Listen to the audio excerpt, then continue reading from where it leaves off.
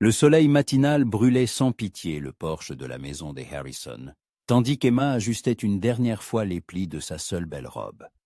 La cretonne vert foncé semblait trop vive pour un jour pareil, le jour où elle serait vendue, comme un cheval aux enchères. « Souviens-toi de ce que je t'ai dit son père en ajustant nerveusement le col de sa chemise, le regard tourné vers la route. « Pas de bêtises, MacLeod est un homme bon, il a un grand ranch. Il te donnera un toit sur la tête. »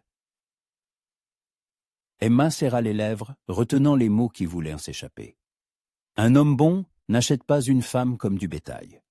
Un homme bon ne marchande pas le prix d'une femme comme s'il s'agissait d'un sac de grains. Mais il était inutile de discuter. La décision avait été prise 3 jours plus tôt, lorsque Bertie MacLeod était venu avec son offre et $200. « $200 pour une femme stérile, » murmura-t-elle pour elle-même. « Qu'as-tu dit ?» se retourna brusquement Joshua Harrison. « Rien, papa. » Un nuage de poussière à l'horizon annonçait l'approche d'un cavalier, mais quelque chose clochait. Emma plissa les yeux, scrutant le lointain. Ce n'était pas le vieux Bertie sur sa jument boiteuse. Cet homme montait un puissant étalon noir, et même de loin, on voyait qu'il tenait en selle comme s'il était né pour ça. « Ce n'est pas MacLeod, » dit Emma, et son cœur se mit à battre plus vite. De peur ou de soulagement, elle ne le savait pas. Son père se tendit également, observant l'inconnu qui approchait. Bon sang, qui cela peut-il bien être? Le cavalier s'arrêta au pied du porche, et lorsque la poussière retomba, Emma vit un homme qui lui coupa le souffle. Grand, large d'épaules, vêtu d'une veste en cuir usé et d'un pantalon sombre. Son visage était caché par l'ombre de son chapeau, mais lorsqu'il l'enleva pour en secouer la poussière, Emma découvrit des traits qui semblaient taillés dans la pierre. Des cheveux sombres, grisonnants aux tempes, des yeux gris sous des sourcils épais, et une cicatrice d'une ancienne blessure courant de son oreille gauche jusqu'à son menton. « Monsieur Harrison ?» Sa voix était grave, un peu rauque. « Je suis Nathan Cross. J'ai entendu dire que vous aviez une fille à marier. » Joshua se balança d'un pied sur l'autre, visiblement décontenancé. « Monsieur Cross, je ne vous attendais pas. Nous avons déjà un accord avec Bertie MacLeod. »« MacLeod n'est plus intéressé, » répondit sèchement Nathan, et quelque chose dans son ton fit se raidir Emma. « J'ai de l'argent. $300. » 300 faillit s'étouffer Joshua. Mais Bertie n'a proposé que... Bertie MacLeod est mort, dit calmement Nathan en attachant son cheval au poteau du porche. Hier soir, une crise cardiaque. Emma ressentit un étrange mélange de soulagement et d'effroi. MacLeod était mort. Cela signifiait qu'elle ne serait pas vendue à ce vieux débauché, qui avait déjà enterré 2 femmes dans des circonstances suspectes. Mais cet inconnu, qui était-il? Et pourquoi offrait-il $100 de plus? « Je dois vous avertir, » commença Joshua en baissant la voix. « La fille, elle a un défaut. Elle a été mariée 2 ans, mais n'a pas eu d'enfant. Le médecin a dit qu'elle est stérile. » Chaque mot était comme un coup de couteau pour Emma. Stérile, imparfaite, pas une vraie femme. Elle baissa les yeux, incapable de regarder la réaction de l'inconnu. « Je n'ai pas besoin d'enfant, » dit Nathan si bas qu'elle l'entendit à peine. Puis, plus fort.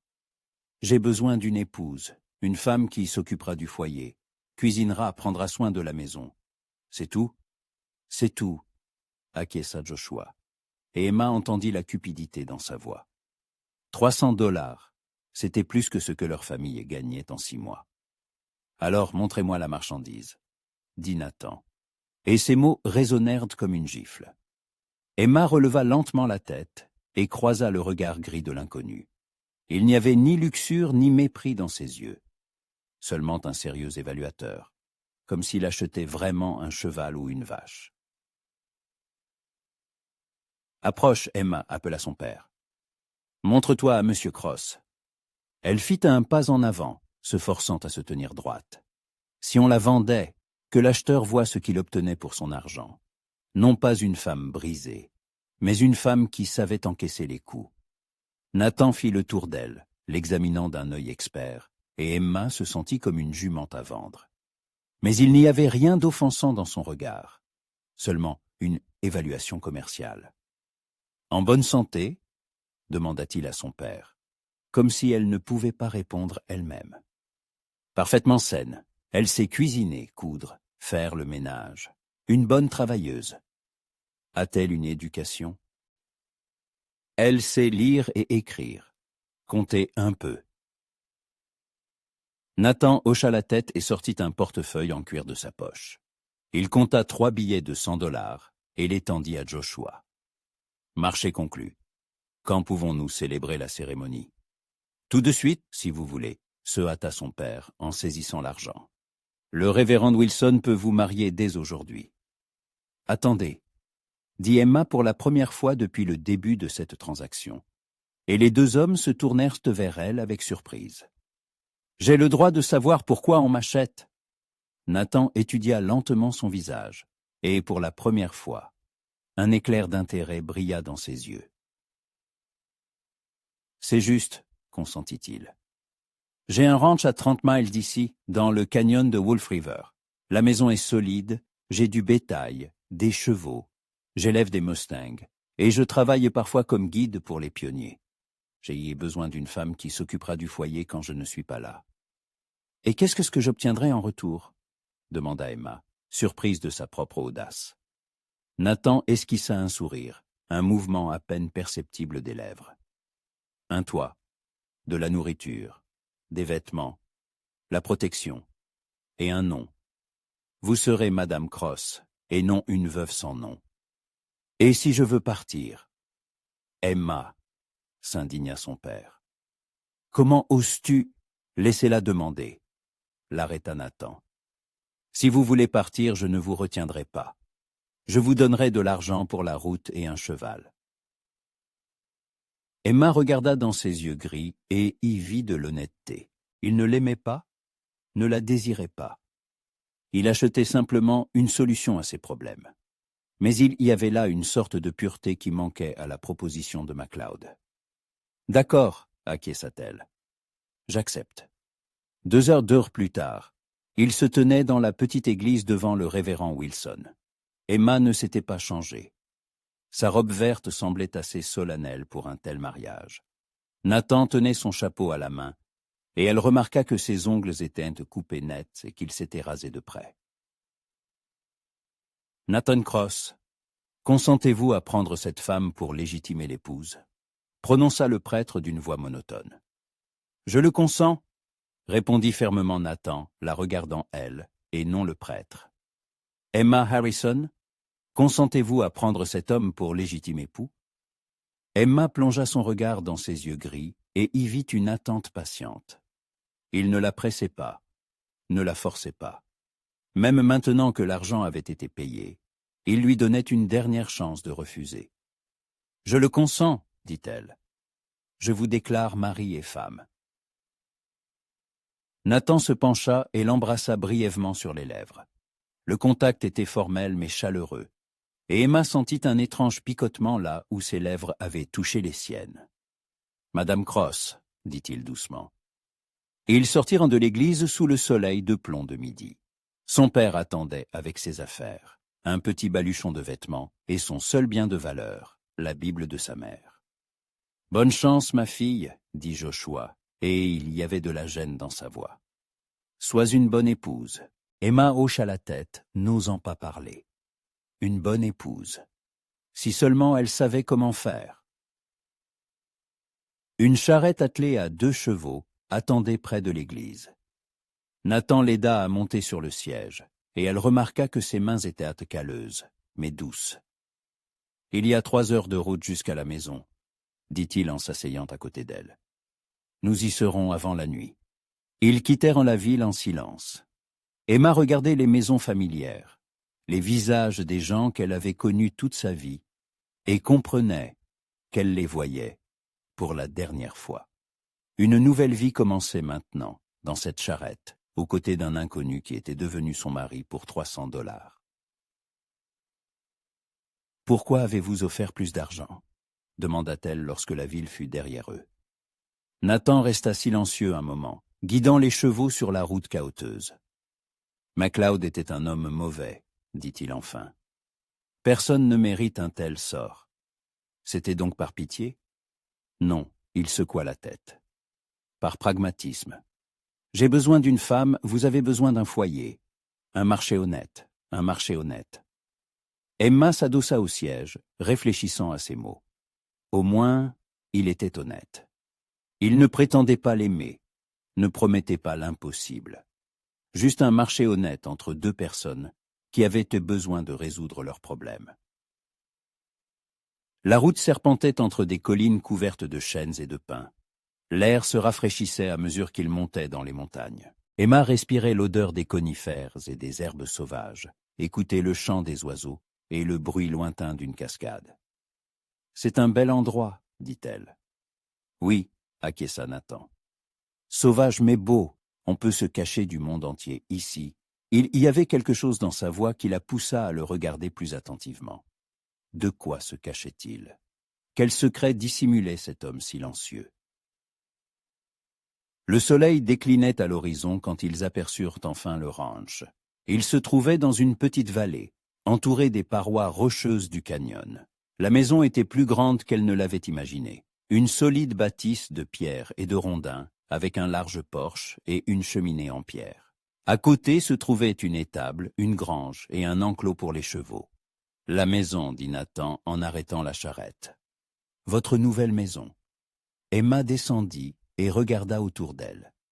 Dans l'enclos paissaient une quinzaine de chevaux, de belles bêtes puissantes de robes diverses. Des saules poussaient près de la rivière, et des pins verdoyaient sur les pentes du canyon. « C'est calme ici, dit-elle. Les plus proches voisins sont à 15 miles, acquiesça Nathan. Vous ne vous sentirez pas trop seul. Je suis habitué à la solitude, répondit Emma sincèrement. Il prit son baluchon et la conduisit vers la maison. L'intérieur était propre et bien rangé, une demeure de célibataire, certes, mais entretenue. Une grande pièce servait à la fois de salon et de salle à manger, la cuisine étant séparée par une cloison basse. Une table en chêne massif se trouvait dans un coin, et 2 fauteuils près de la cheminée. « Votre chambre est ici, » dit Nathan en ouvrant une porte donnant sur une petite pièce avec une fenêtre à l'est. « La mienne est celle-là. » La chambre était simple mais confortable. Un lit en fer sous une couverture de laine, une commode en bois, une petite table sous la fenêtre.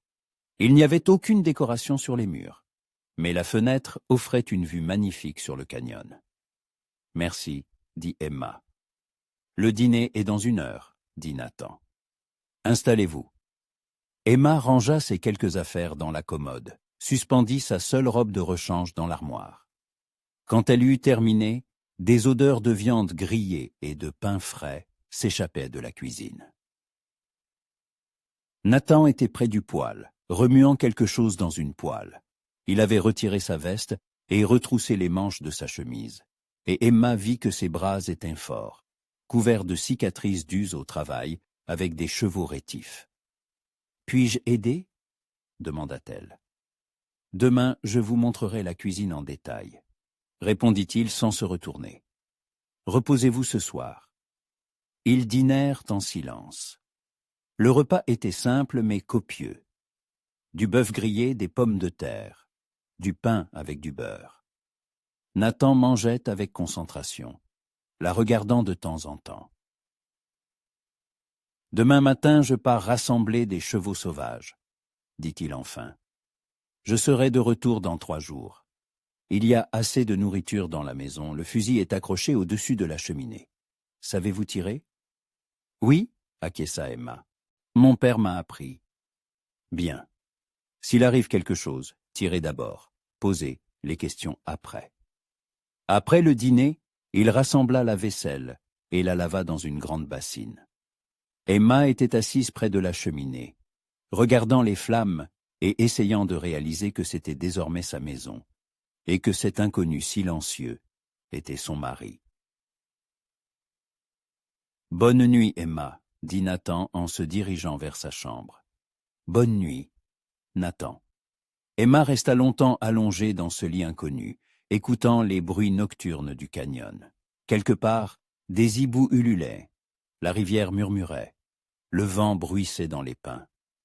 Dans la chambre voisine, le lit grinça sous le poids de Nathan, et elle se demanda soudain qui il était, cet homme devenu son mari. Pourquoi vivait-il seul dans un endroit si reculé? Qu'est-ce qui l'avait poussé à acheter une femme au lieu de trouver l'amour? Mais la fatigue l'emporta, et elle s'endormit au son doux de la rivière, pensant que demain commencerait sa nouvelle vie, la vie de Madame Nathan Cross. Emma fut réveillée par un son inconnu, le bruit régulier d'une hache frappant le bois. Le soleil commençait à peine à se lever au-dessus du bord du canyon, peignant les parois rocheuses de teintes dorées. Elle s'assit dans son lit, oubliant un instant où elle se trouvait. Puis tout lui revint. Le mariage de la veille, la route, la nouvelle maison. Tressant rapidement ses cheveux blonds en une simple natte, elle enfila une robe de travail en coton marron, la seule qu'elle possédait en plus de sa robe verte. Le miroir de la commode reflétait un visage pâle aux yeux bleus, trop grand pour ses joues minces. Sa mère disait toujours qu'Emma avait de beaux cheveux, couleur de blé, épais et longs. Mais la beauté des cheveux ne rendait pas une femme fertile. Elle sortit de sa chambre et sentit immédiatement l'odeur du café et du bacon grillé. Nathan se tenait près du poêle, déjà entièrement vêtu de ses habits de travail, un pantalon de cuir, une chemise à carreaux, de hautes bottes. Ses cheveux étaient soigneusement peignés en arrière, et un revolver était suspendu à sa ceinture. « Bonjour » dit Emma en s'arrêtant sur le seuil de la cuisine. Il se retourna, et elle remarqua que son regard glissa sur son visage, s'attardant sur ses cheveux.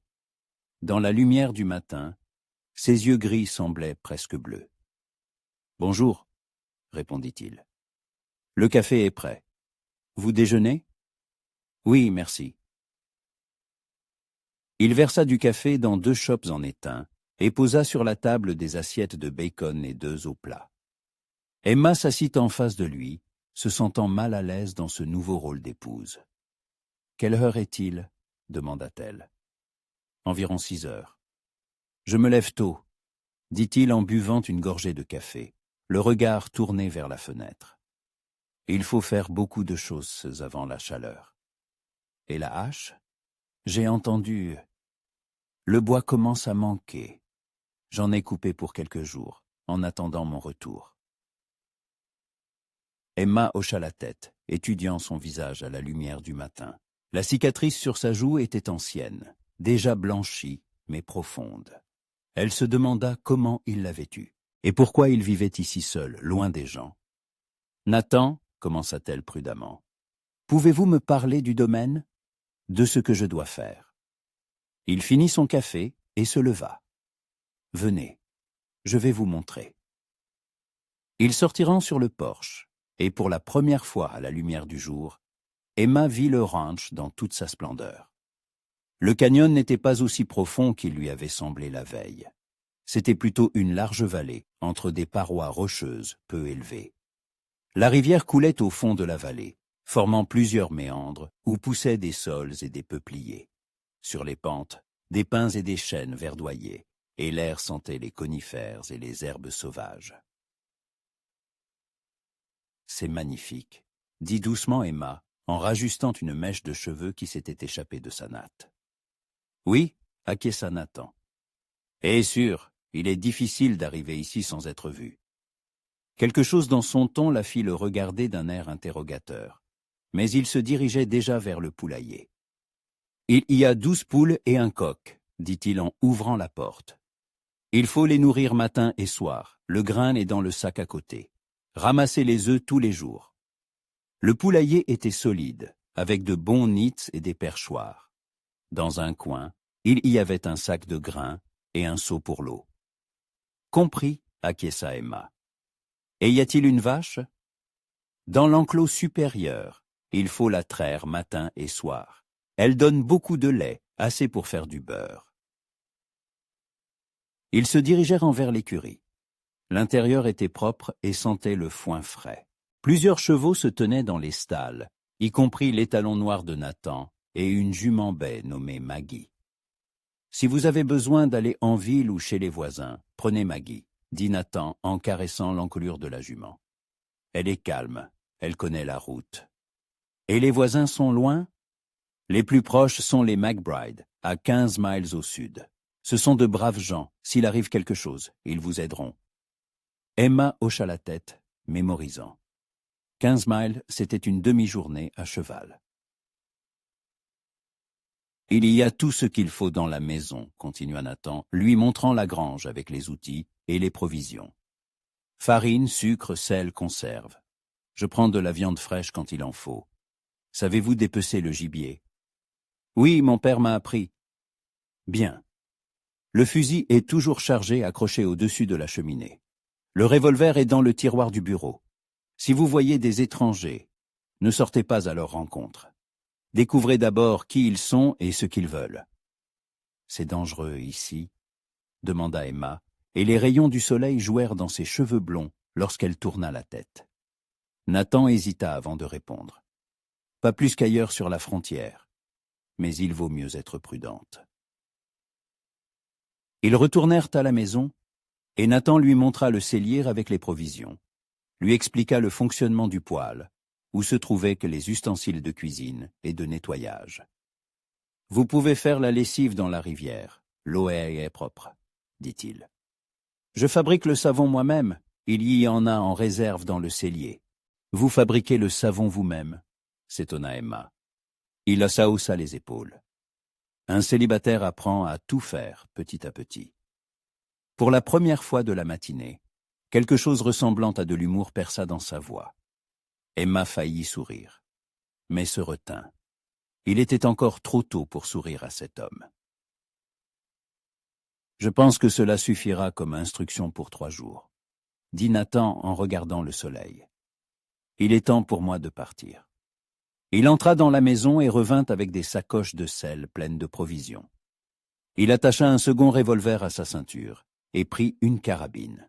« 3 jours ?» répéta Emma, une pointe d'anxiété dans la voix qu'elle tentait de dissimuler. « Peut-être 4. Les Mustangs sont partis loin, il faut les pister et les ramener dans le canyon. » Il s'approcha d'elle, et Emma remarqua qu'il sentait le cuir, le savon et autre chose. La forêt, peut-être, ou le grand air. « N'ayez pas peur de rester seule, » dit-il doucement. « Vous êtes plus forte que vous ne le paraissez. »« Comment le savez-vous » demanda-t-elle en levant ses yeux bleus vers lui. « Parce qu'une femme faible n'aurait pas accepté un tel marché hier. » Il lui prit la main, rapidement, formellement, comme une poignée de main. Et Emma sentit la chaleur de ses paumes calleuses. « Prenez soin de vous, Emma. Vous aussi. » Elle se tenait sur le porche et le regardait sceller son étalon noir, attacher les sacoches, vérifier les sangles. Ses mouvements étaient rapides, assurés. Les gestes d'un homme qui avait passé sa vie auprès des chevaux. « S'il arrive quelque chose, tirez la première, » dit-il en montant en selle. « Et ne laissez pas entrer d'inconnus. » Emma hocha la tête, se serrant les bras. Le matin était chaud, mais elle eut soudain froid. Nathan éperonna son cheval, et ils partirent au galop vers la sortie du canyon. Juste avant de disparaître, il se retourna et lui fit un signe de la main. Emma lui répondit, regardant le cavalier et son cheval se transformer en un petit point sur le fond du ciel matinal. Le silence enveloppa la vallée, seulement troublé par le murmure de la rivière et le chant des oiseaux. Emma resta encore un peu sur le porche, puis soupira et alla ramasser les œufs. La vie continuait, et elle avait maintenant des responsabilités. Les poules s'habituèrent à sa présence, et elle récolta une 15aine d'œufs. La vache, une sympathique rouquine nommée Bessie, donna presque un seau de lait. Emma en versa un peu dans une jatte pour la maison, et mit le reste au frais dans la cave. Vers midi, elle avait fini avec les animaux, et s'attaqua à la maison. Elle fit les lits, lava la vaisselle, balaya les sols. Le travail la distrayait de la pensée qu'elle était désormais une femme mariée, vivant dans la maison d'un inconnu. Mais la maison ne semblait pas étrangère. Elle était simple, sans fioritures. Mais on y sentait du soin. Nathan la maintenait en ordre. Chaque chose était à sa place. Sur le manteau de la cheminée, il y avait quelques livres, une Bible, un volume de Shakespeare, un livre sur l'élevage des chevaux. Se demandait-elle s'il lisait Shakespeare le soir? Emma essaya d'imaginer cet homme austère, lisant des sonnets à la lueur d'une lampe à huile, mais l'image ne se formait pas. Après le déjeuner, elle décida de laver sa robe de voyage. Elle descendit à la rivière avec une bassine et du savon. L'eau était froide et claire, le fond rocailleux. Emma enleva ses chaussures et entra dans l'eau jusqu'aux chevilles, savourant la fraîcheur. Tout en lavant, elle réfléchissait à sa nouvelle vie. Nathan n'était pas comme elle s'y attendait. Rude au premier abord, mais pas méchant. Honnête dans ses intentions. Et quelque chose dans ses yeux suggérait qu'il avait des secrets, peut-être douloureux. Une fois la lessive terminée, elle étendit la robe sur une corde tendue, entre deux poteaux du porche. Ses cheveux blonds s'étaient défaits, quelques mèches s'échappant de sa natte pour encadrer son visage. Emma tenta de les remettre en place, mais elles s'échappèrent à nouveau. « Il faudrait que je les coupe court, » murmura-t-elle. Ce serait plus pratique. Mais sa main ne se leva pas pour prendre les ciseaux. Ses cheveux étaient la seule chose vraiment belle en elle. Sa mère le répétait toujours. « Tu as de magnifiques cheveux, Amy, comme le blé mûr au soleil. » Le soir, elle prépara un dîner simple. Des œufs au bacon, du pain, du lait. Elle mangea en silence, regardant la place vide en face d'elle. C'était étrange comme elle s'était rapidement habituée à la présence de Nathan à table. Après le dîner, elle s'assit près de la cheminée, avec l'un de ses livres. Le volume de Shakespeare. Elle l'ouvrit au hasard et lut. « Pourquoi vivre, si mon amour n'est plus? Pourquoi aimer, quand l'amour est un mal ?» Elle referma le livre. Ce n'était pas une lecture pour une femme qui venait de se marier sans amour. Elle se coucha tôt, mais ne parvint pas à s'endormir. La maison était trop silencieuse sans la présence de Nathan. Elle écoutait chaque bruit. Le craquement du vieux bois, le grattement des souris dans les murs, le hurlement lointain d'un coyote. Vers minuit, un son étrange la réveilla, un martèlement de sabots. Emma s'assit dans son lit, tendant l'oreille. Nathan ne pouvait pas être de retour si vite. Alors, qui? Elle se leva doucement, enfila une robe de chambre et se glissa jusqu'à la fenêtre. Dans la cour se tenaient 3 cavaliers, leurs visages cachés par l'ombre. L'un d'eux descendit de cheval et se dirigea vers la maison. Son cœur s'accéléra. Emma se souvint des mots de Nathan. « Si tu vois des étrangers, ne sors pas, tire la première. » Elle se glissa dans la pièce principale et décrocha le fusil du crochet au-dessus de la cheminée. Ses mains tremblaient, mais elle se força à armer le chien. « Hé, dans la maison !» cria l'inconnu. « Sortez, on doit parler. » Emma se plaqua contre le mur près de la fenêtre et jeta un coup d'œil. L'homme se tenait au milieu de la cour. Les 2 autres étaient restés en selle. Leurs visages étaient invisibles dans l'obscurité.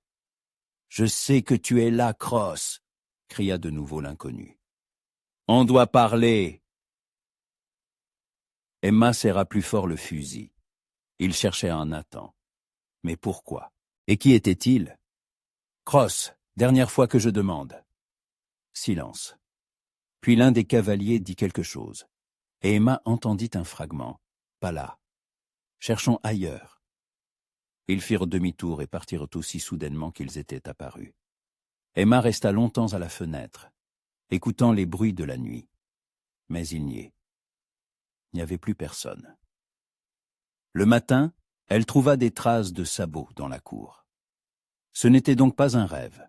Quelqu'un avait cherché Nathan pendant la nuit. Des gens qui ne voulaient pas attendre le matin. Au cours de la journée, Emma se surprit plusieurs fois à tendre l'oreille au bruit venant de la route. Mais personne d'autre ne vint. Le soir, elle s'était presque convaincue que les visiteurs nocturnes n'étaient que des voyageurs qui s'étaient trompés de chemin. Presque. Le 2e jour, elle décida d'explorer les environs. Elle sella Maggie et remonta la vallée. Le canyon était plus long qu'il ne paraissait depuis la maison.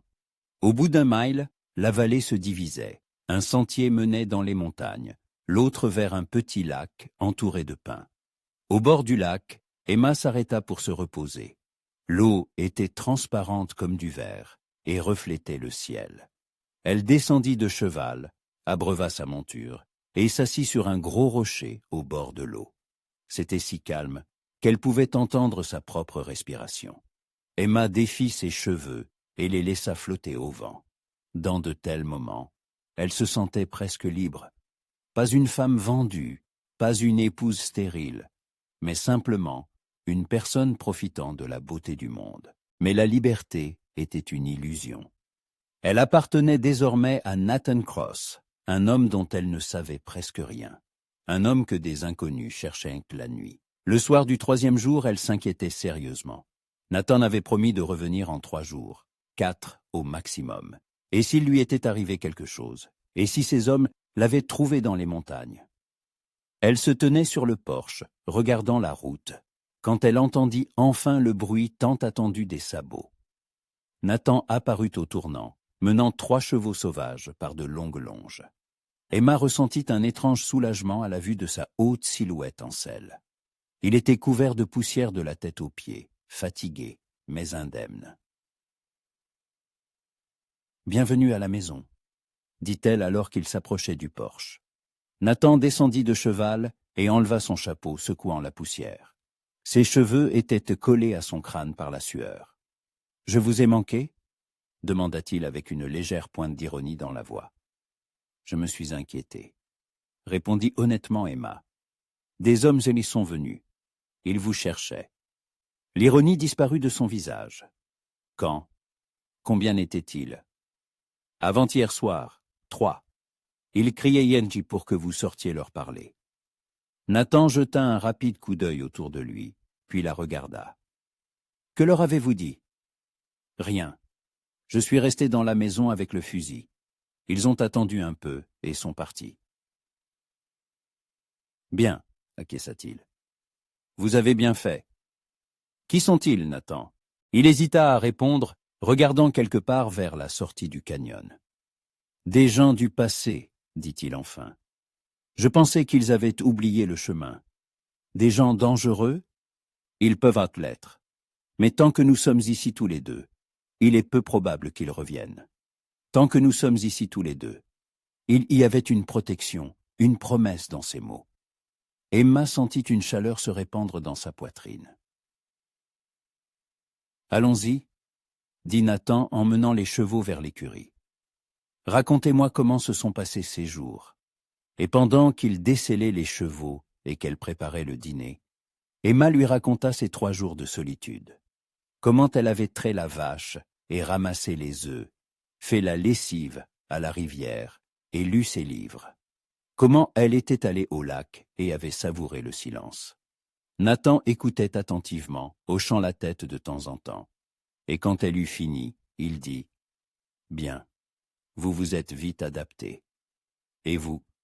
Avez-vous attrapé ce que vous vouliez? » « Oui, » dit-il en désignant l'enclos où paissaient 3 nouveaux chevaux. « De belles bêtes. Elles rapporteront un bon prix. » Ils dînèrent à la lueur d'une lampe à pétrole, et Emma remarqua que Nathan semblait fatigué. Des cernes s'étaient entrecreusées sous ses yeux. Ses mouvements étaient plus lents que d'habitude. « Vous avez besoin de vous reposer, » dit-elle. « Oui, » dit-il en se frottant le visage. 3 nuits à la belle étoile, ça se sent.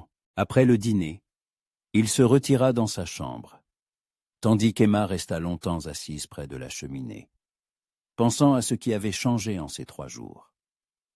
La maison semblait plus accueillante, la présence de Nathan plus naturelle. Elle ne se sentait plus comme une étrangère entre ses murs. Mais qui étaient ces hommes? Et quel passé hantait son nouveau mari? Les 2 semaines suivantes s'écoulèrent au rythme régulier de la vie commune. Emma maîtrisa rapidement toutes les tâches ménagères, tandis que Nathan s'occupait du débourrage des chevaux sauvages dans l'enclos éloigné. Ils se voyaient au petit déjeuner et au dîner, échangeaient quelques mots sur leurs occupations, et chaque soir, Ils se retiraient chacun dans leur chambre. Mais quelque chose changeait. Emma remarquait que Nathan la regardait fixement quand il pensait qu'elle ne le voyait pas, que ses yeux s'assombrissaient quand elle touchait accidentellement sa main en lui passant une assiette. Et elle-même se surprenait de plus en plus à l'observer. La façon dont il bougeait, comment sa chemise se tendait sur ses larges épaules quand il travaillait avec les chevaux. Ce matin de juillet, le soleil tapait particulièrement fort. Emma, vêtue d'une légère robe blanche, arrosait le potager près de la maison, quand elle entendit un grand cri provenant de l'enclos. Lâchant son arrosoir, elle courut et vit Nathan étendu par terre à côté d'un Mustang furieux. « Nathan !» cria-t-elle en escaladant la clôture. Il se releva lentement sur les genoux, se tenant l'épaule gauche. Sa chemise était déchirée et du sang perlait sur sa peau. « Tout va bien ?» dit-il entre ses dents serrées. « Juste une épaule démise. » Emma courut vers lui, sans prêter attention au Mustang qui galopait encore dans l'enclos, reniflant et ruant. « Rentrons à la maison, dit-elle, lui offrant son épaule comme appui. Il faut examiner cette blessure. » À sa grande surprise, Nathan ne discuta pas. S'appuyant sur elle, il marcha lentement jusqu'à la maison. Emma l'installa dans la cuisine et apporta une bassine d'eau tiède, des linges propres et une bouteille de whisky du cellier. « Enlevez votre chemise, » dit-elle d'un ton pratique. Nathan hésita, la regardant avec doute. « Je ne suis pas médecin, mais je m'y connais un peu en blessures, » ajouta Emma. Mon père rentrait souvent amoché. Il déboutonna lentement sa chemise et la retira par-dessus sa tête, grimaçant de douleur. Emma se figea en voyant son torse nu. Sa peau était bronzée, les muscles ondulaient sous elle à chaque mouvement. Mais ce qui la frappa le plus, ce furent les cicatrices. Il y en avait beaucoup, de tailles et de formes différentes, comme une carte de bataille vécue. « Mon Dieu !» murmura-t-elle. « Qu'est-ce qui vous est arrivé ?»« La vie, » répondit sèchement Nathan sans la regarder. Emma nettoya délicatement les éraflures sur son épaule. La peau sous ses doigts était chaude, et elle sentait les muscles se tendre à son contact. Leurs regards se croisèrent plusieurs fois, et dans les yeux gris de Nathan, elle vit quelque chose de nouveau. Pas seulement de la gratitude, mais quelque chose de plus profond. « L'épaule n'est pas démise, » dit-elle, s'efforçant de garder un ton professionnel. « Juste une forte contusion. Mais il faut désinfecter les éraflures. » Elle prit la bouteille de whisky et en versa un peu sur un linge. « Ça va faire mal, » prévint-elle. « Ce ne sera pas la première fois, » sourit Nathan. Quand elle appliqua le linge imbibé de whisky sur la plaie, il tressaillit et lui saisit involontairement le poignet. Ses doigts s'éteignent fort, chauds, et Emma sentit un étrange frisson parcourir son bras. « Pardon, » murmura-t-il en lâchant sa main. « Ce n'est rien, » répondit-elle, la voix plus rauque que d'habitude. Elle continua de soigner les plaies, essayant de ne pas penser à leur proximité, à l'odeur de sa peau. Une odeur masculine de sueur propre, de cuir et de quelque chose d'autre qui faisait battre son cœur plus vite. « Emma », dit doucement Nathan, alors qu'elle lui bandait l'épaule. « Oui ? Merci. Vous êtes une femme attentionnée. » Quelque chose dans sa voix la fit lever les yeux. Il la regardait si intensément qu'elle sentit le rouge lui monter aux joues. « Je fais simplement ce qu'une épouse doit faire, » dit-elle, essayant de parler légèrement. « Non. » Il secoua la tête. « C'est plus que ça. Bien plus. » Un silence chargé d'une nouvelle tension s'installa entre eux. Emma finit le bandage, mais ne recula pas. Ils étaient si proches qu'elle pouvait voir les paillettes dorées dans ses yeux gris, sentir la chaleur de son souffle. « Je dois, » commença-t-elle. Mais il leva soudain la main et lui toucha très doucement la joue. « Vous avez de beaux cheveux, » dit-il doucement. « Comme la lumière du soleil. » Emma se figea. Personne ne lui avait jamais dit de tels mots, avec une telle tendresse dans la voix.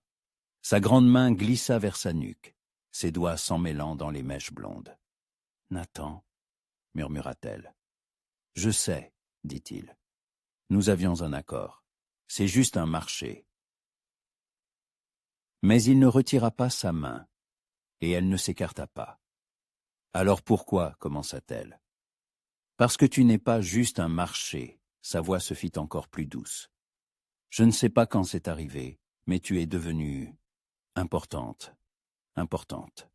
Le mot la frappa plus fort que n'importe quelle déclaration d'amour. Elle était importante pour cet homme fort et réservé. Pour moi aussi, avoua-t-elle. Vous êtes devenu important aussi. Ils se regardèrent dans le silence de la cuisine, baignés de lumière matinale et d'odeur d'herbe. Puis Nathan se pencha lentement vers elle, lui laissant le temps de reculer, si elle le souhaitait. Elle ne recula pas. Ses lèvres touchèrent les siennes. Doucement, presque timidement. Pas comme le jour du mariage, formel et rapide, mais pour de vrai. Emma sentit quelque chose exploser dans sa poitrine, se répandre en chaleur dans tout son corps. Elle n'avait jamais su qu'un baiser pouvait être ainsi, tendre et passionné à la fois. Quand ils se séparèrent, tous deux respiraient rapidement. « Emma, » dit Nathan, « je ne veux te forcer à rien. Si tu n'es pas prête... » « Je ne sais pas si je suis prête, » répondit-elle honnêtement, « mais je sais que je ne veux pas que vous vous arrêtiez. » Il étudia son visage comme pour y lire les réponses à toutes ces questions. « Alors laisse-moi le temps de te montrer ce que tu représentes pour moi, » dit-il. « Ne te presse pas, nous avons le temps. » Il y avait dans ces mots une tendresse qu'Emma n'avait jamais entendue d'un homme. Son premier mari prenait ce qu'il considérait comme son droit, sans demander ce qu'elle voulait. Nathan lui offrait le choix. « D'accord, » acquiesça-t-elle. « Mais pour l'instant, ne restez pas torse nu trop longtemps. Je ne veux pas que vous preniez froid. » Et il se mit à rire. Pour la première fois depuis qu'ils se connaissaient, elle entendit son rire. Un son grave et chaleureux qui résonna quelque part dans sa poitrine. « Tu prends soin de moi, » dit-il avec surprise. « Bien sûr que je prends soin de vous. Vous êtes mon mari. »« Oui, » acquiesça-t-il. « Ton mari. » Il y avait quelque chose de nouveau dans la façon dont il prononça ces mots. Pas une simple constatation, mais quelque chose de plus profond. De la possession peut-être. Ou une promesse. Le reste de la journée se passa dans une étrange atmosphère de nouvelle compréhension. Ils ne parlèrent pas de ce qui s'était passé le matin, mais tous deux sentaient que quelque chose avait changé. Nathan n'évitait plus les contacts fortuits, quand il lui tendait quelque chose, quand il passait près d'elle dans la cuisine. Et Emma se permettait de poser son regard sur son visage, d'étudier le jeu de la lumière et de l'ombre sur sa peau. Le soir, alors qu'ils étaient assis sur le porche à regarder le coucher du soleil, Nathan parla de son passé. « J'étais shérif, » dit-il soudain. « Dans une petite ville d'Arizona, il y a 5 ans. » Emma se tourna vers lui, surprise par cette révélation. Que s'est-il passé? Le gang des Dalton, sa voix se durcit. Ils sont venus en ville pour l'argent de la banque. J'ai essayé de les arrêter. J'ai réussi, mais pas complètement. Vous avez été blessé? J'ai survécu. 3 civils, non. Parmi eux, il y avait la femme que j'aimais. Emma sentit son cœur se serrer de douleur. Sa douleur, qu'elle entendait dans sa voix. « Je suis vraiment désolée, » dit-elle doucement. « Après ça, je suis partie. Je ne pouvais plus rester dans cet endroit. J'ai acheté ce ranch. J'ai décidé de vivre seule. »« Et ces hommes qui sont venus ?» demanda Emma. « C'est à cause de cette époque ?» Nathan hocha la tête. « Les membres restants du gang, de temps en temps, ils se souviennent de moi. Je pense que maintenant qu'ils savent que je suis marié, ils me laisseront tranquille. Ils ne toucheront pas une femme innocente. Comment en être si sûr? Parce que parmi eux, il y a des hommes qui se souviennent de ce que signifie avoir une famille. » Emma tendit la main et couvrit la sienne. Sous ses doigts, la peau était chaude, rugueuse de callosité. « Je suis contente que vous m'ayez raconté, » dit-elle. « Pourquoi? Parce que maintenant je comprends mieux pourquoi vous vivez ici, et pourquoi vous m'avez acheté. Nathan retourna sa paume et entrelaça leurs doigts. « Je ne t'ai pas acheté, dit-il doucement. Je t'ai sauvé. Et peut-être moi aussi. De quoi vous êtes-vous sauvé? De la solitude, de l'idée que je ne pourrai plus jamais faire confiance à personne. » Ils restèrent assis en silence, se tenant la main, jusqu'à ce que les étoiles s'allument au-dessus du canyon. Et pour la première fois depuis qu'elle était mariée, Emma sentit qu'elle avait peut-être une chance d'être vraiment heureuse. Le lendemain matin, elle se réveilla à l'odeur du café et des œufs au plat. Nathan était déjà levé et préparait le petit déjeuner, alors que c'était habituellement elle qui le faisait. « Bonjour », dit-elle en sortant de sa chambre dans une simple robe de coton, ses cheveux blonds tressés. « Bonjour ma belle », répondit-il, et son cœur bondit à ce simple compliment. Au petit déjeuner, il dit « Aujourd'hui nous allons chez les McBride. Je veux te présenter nos voisins, et il faut acheter quelques trucs à leur magasin. C'est loin, 15 miles, mais la route est bonne, et Maggie connaît le chemin. » 1 heure plus tard, il parcourait un sentier de montagne qui serpentait entre les pins et les chênes. Emma tenait fermement en selle. Son père lui avait appris à monter à cheval dans son enfance. Nathan chevauchait à ses côtés sur son étalon noir, la regardant de temps en temps. « À quoi penses-tu » demanda-t-il alors qu'il s'arrêtait pour se reposer près d'un ruisseau. « À la beauté de cet endroit » répondit-elle en regardant les sommets montagneux enveloppés de brume matinale. « Et au fait que, étrangement, je me sens chez moi. »« Chez toi ?» ?»« Avec vous. » Elle se tourna vers lui. « Près de vous, je me sens chez moi. » Nathan descendit de cheval et s'approcha d'elle. Il l'aida à descendre, mais ne la lâcha pas quand ses pieds touchèrent le sol. Ils étaient très proches, et Emma vit quelque chose changer dans ses yeux. « Emma, » dit-il d'une voix rauque, « je veux t'embrasser. J'en ai très envie. »« Alors embrassez-moi, » murmura-t-elle. Cette fois, le baiser fut plus passionné. Ses mains glissèrent vers sa taille, la rapprochant. Emma sentit son corps répondre à son contact comme il ne l'avait jamais fait auparavant. Une chaleur étrange et douce se répandit dans son ventre. Quand ils se séparèrent, tous deux respiraient lourdement. « Si nous n'allons pas plus loin, » dit Nathan, « nous pourrions bien rester ici. »« C'est mal ?» demanda-t-elle. Et il y avait quelque chose dans sa voix qui fit s'assombrir ses yeux. « Non, » répondit-il. « Mais je veux que notre première fois soit à la maison, dans notre lit, notre première fois. » Ces mots firent s'arrêter son cœur, puis battre encore plus vite. « Alors, allons chez les voisins, » dit-elle. « Plus vite. » Il rit et l'embrassa sur le front. « Plus vite, » acquiesça-t-il. Ils firent le reste du chemin en silence, un silence plein de promesses. Et quand la ferme des McBride apparut, Emma comprit que le retour à la maison marquerait le début de quelque chose de complètement nouveau dans leur relation. Quelque chose qu'elle désirait plus que tout au monde. La famille McBride les accueillit chaleureusement. John McBride, un homme aux larges épaules et à la barbe rousse, serra fermement la main de Nathan, tandis que sa femme Mary, une femme au visage rond d'âge moyen, serra Emma dans ses bras. « Enfin, Nathan nous amène sa femme » dit Mary en reculant pour examiner Emma d'un regard attentif. « Mon Dieu, quelle beauté! Ses cheveux sont tout simplement magnifiques. » Emma rougit au compliment. Des mèches blondes s'étaient échappées de sa natte pendant le long trajet et encadraient maintenant son visage de douces vagues. « Merci, Madame McBride. »« Appelle-moi Mary, ma chère. On ne fait pas de manières ici. Entrez, je vais mettre le thé à chauffer. » Leur maison était plus grande que le ranch de Nathan. Une bâtisse de 2 étages avec de larges fenêtres et une véranda couverte. À l'intérieur, ça sentait la pâtisserie et la lavande. Mary installa ses invités à une grande table en chêne et apporta du thé avec des biscuits faits de maison.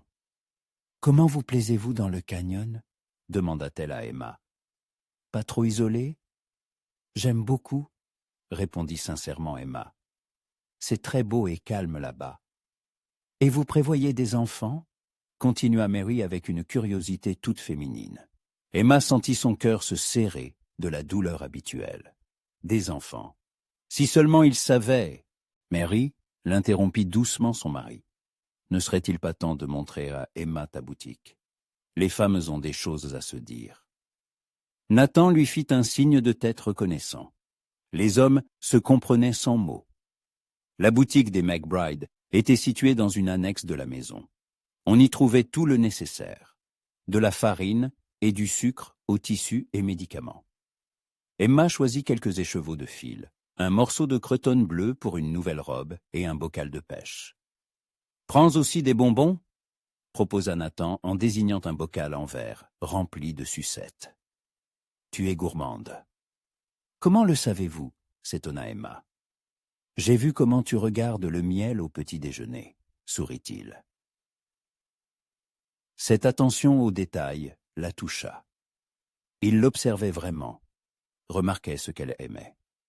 Sur le chemin du retour, ils allèrent plus lentement. Le soleil déclinait, peignant les montagnes de teintes dorées et rouges. Emma jetait des coups d'œil à Nathan, et chaque fois que leurs regards se croisaient, son cœur s'arrêtait. « À quoi penses-tu » demanda-t-il alors qu'ils s'arrêtaient au même endroit près du ruisseau où ils s'étaient embrassés le matin. « À ce qui se passe entre nous, » répondit-elle honnêtement. « Ce matin, je pensais comprendre notre relation. Mais maintenant... » Et maintenant ? Maintenant, je ne suis plus sûr de rien. Nathan descendit de cheval et l'aida à descendre. Ses mains s'attardèrent sur sa taille plus longtemps que nécessaire. « De quoi n'es-tu pas sûr exactement ?» Emma leva les yeux vers lui. Dans la lumière du soir, son visage semblait plus doux et ses yeux gris plus chauds. « De ce que je ressens pour vous, de ce que signifient que vos baisers, de ce qui va se passer ensuite. Et que veux-tu qu'il se passe ensuite ?» La question resta en suspens entre eux. Emma connaissait la réponse, mais avait peur de la prononcer. Peur de paraître trop audacieuse, trop désireuse. « Je veux être votre femme, » dit-elle enfin, « pour de vrai. » Quelque chose s'enflamma dans ses yeux, un désir mêlé de tendresse. « Tu es sûr ?» demanda-t-il d'une voix rauque. « Après ce qui s'est passé dans ton premier mariage. »« Ce n'était pas pareil, » l'interrompit-elle. « Mon premier mari, il ne s'est jamais soucié de ce que je ressentais. Il prenait ce qu'il considérait comme son droit, c'est tout. Mais vous demandez. Vous vous souciez de mes sentiments. » Nathan s'approcha, leva la main et lui toucha doucement la joue. « Je me soucie de toi, » dit-il doucement. « Plus que je ne le devrais, plus que je ne l'avais prévu. C'est mal? Je ne sais pas. Je pensais que je ne pourrais plus jamais ressentir. Après Sarah. » Sarah. C'était donc le nom de la femme qu'il avait aimée et perdue. « Mais tu me fais ressentir, » continua-t-il. « Tu me donnes envie de choses que j'avais oubliées. » « De quoi ?»« D'intimité. Une véritable intimité, pas seulement physique. Je veux m'endormir à tes côtés, me réveiller et voir ton visage sur l'oreiller voisin. Je veux te protéger, prendre soin de toi. Je veux... » Il se tut, la regardant dans les yeux. « Je veux t'aimer, » conclut-il, « et que tu m'aimes en retour. » Le cœur d'Emma s'arrêta, puis se mit à battre si vite qu'elle pouvait à peine respirer. « Nathan, je sais que nous avions convenu d'un mariage de raison. Je sais que tu as toutes les raisons de ne pas faire confiance aux hommes. Mais s'il y a la moindre chance... » Elle se hissa sur la pointe des pieds et l'embrassa, interrompant ses paroles. Cette fois, c'est elle qui initia le baiser. Et il répondit avec une telle passion qu'elle en eut la tête qui tournait. « Il y a une chance, » murmura-t-elle quand ils se séparèrent. « Plus qu'une chance. » Ils firent le reste du chemin, jusqu'à la maison en silence, un silence plein d'anticipation. Le soleil se coucha derrière les montagnes quand ils arrivèrent dans la cour. Nathan détela rapidement les chevaux, tandis qu'Emma entra dans la maison et alluma les lampes. Quand il revint de l'écurie, elle se tenait près de la fenêtre, regardant les étoiles. Ses cheveux blonds étaient dénoués et tombaient sur ses épaules en une vague dorée. « Emma » appela-t-il doucement. Elle se retourna, et il vit dans ses yeux le même désir qu'il ressentait lui-même. « Je suis là, » dit-elle. Il s'approcha d'elle lentement, lui laissant le temps de changer d'avis, de reculer. Mais elle ne recula pas. Quand il s'arrêta devant elle, elle leva les mains et posa ses paumes sur sa poitrine. « J'ai un peu peur, » avoua-t-elle. « Moi aussi, » répondit-il. « Mais nous pouvons avoir peur ensemble. » Il se pencha et l'embrassa tendrement, sans se presser. Ses mains glissèrent vers sa taille, la serrant plus près. Emma sentit la chaleur de son corps à travers le tissu fin de sa robe, sentit son propre corps répondre à cette proximité. « Viens, » murmura-t-il. Elle hocha la tête, n'osant pas parler. Il la prit par la main et la conduisit dans sa chambre. La pièce était plus grande que la sienne, avec un large lit et une fenêtre à l'ouest. La lumière de la lune filtrait à travers la vitre, peignant tout de teintes argentées. Nathan s'arrêta près du lit et se tourna vers elle. « Es-tu toujours sûre ?» Pour toute réponse, elle tendit la main vers les boutons de sa chemise. Ses mains tremblaient, mais elle se força à défaire le premier bouton, puis le second. « Laisse-moi faire, » dit-il d'une voix rauque, couvrant ses mains des siennes.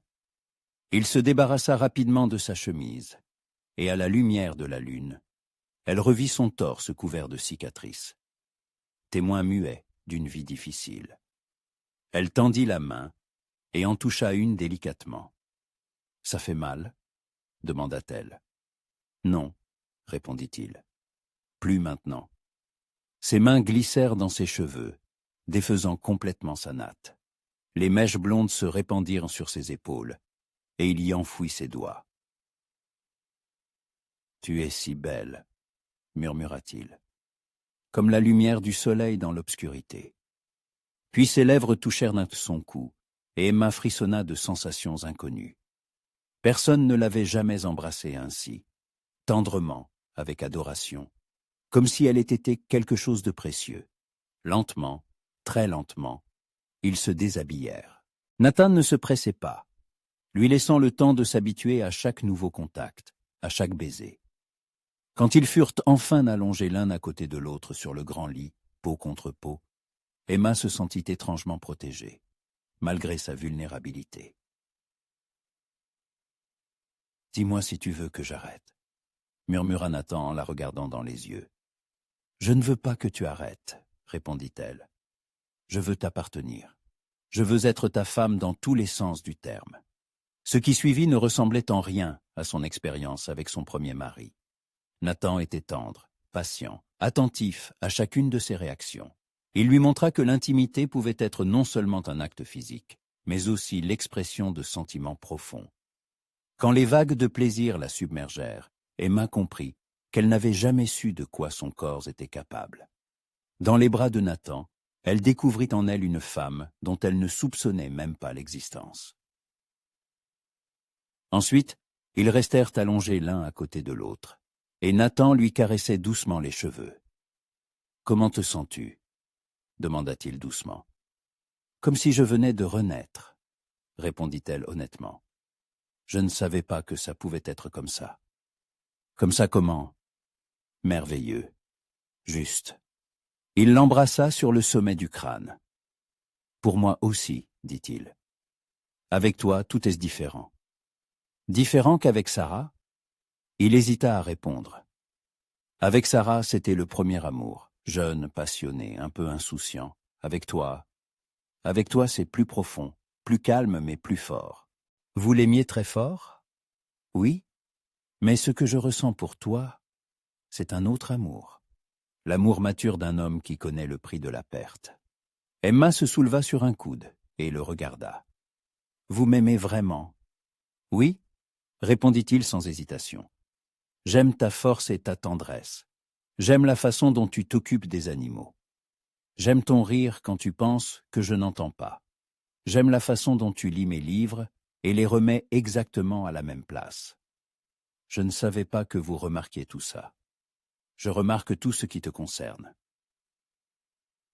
Emma se rallongea, se blottissant contre lui. « Et moi j'aime la façon dont vous travaillez avec les chevaux, » dit-elle. « Un homme si fort, mais avec les animaux. Vous êtes aussi doux qu'avec des enfants. J'aime vos mains, si habiles, si fiables. J'aime la façon dont vous lisez le soir, en pensant que je ne vous vois pas. Et j'aime votre honnêteté. Vous ne promettez jamais ce que vous ne pouvez pas donner. Mais maintenant, je te promets mon amour, dit-il. Et cette promesse, je la tiendrai. » Ils s'endormirent dans les bras l'un de l'autre. Et pour la première fois depuis des années, Emma se sentit complète. Non pas comme une femme imparfaite vendue pour son inutilité, mais comme une épouse aimée qui avait trouvé sa place dans le monde. Le matin, elle se réveilla seule, mais entendit des bruits dans la cuisine.